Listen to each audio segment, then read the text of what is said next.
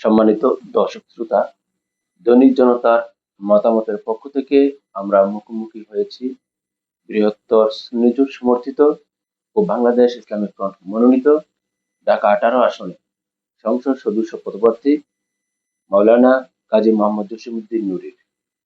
আমরা জনাব নুরী সাহেব, আপনার কাছে জানতে চাচ্ছি, আপনি নির্বাচনের ময়দানে দীর্ঘ 22শে জানুয়ারির পর থেকে মাঠে আপনাকে আমরা সরব দেখছি। মাঠের বর্তমান অবস্থা কি, সার্বিক নির্বাচন পরিস্থিতি এবং এই ভোটার মাঠে আপনার দল এবং আপনার কি অবস্থান, এই বিষয়ে যদি আপনাদেরকে একটু বিস্তারিত বলতেন।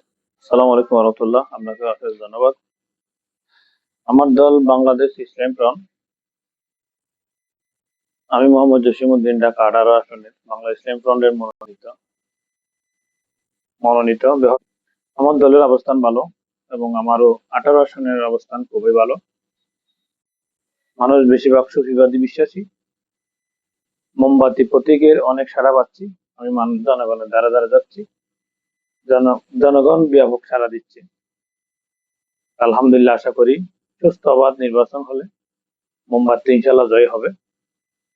যদি আমি মোমবাতি প্রতীক নিয়ে জাতীয় সংসদে যেতে পারি, আমার প্রতিজ্ঞা থাকবে সমাজ থেকে বেকারত্ব দূরীকরণ, রাস্তাঘাটের উন্নয়ন, যানজট নিরসন করা, সমাজ সন্ত্রাস চাঁদাবাজ মুক্ত করে একটা সুন্দর সমাজ গড়ে তোলে 18 আসনের জনগণকে উপহার দেওয়া।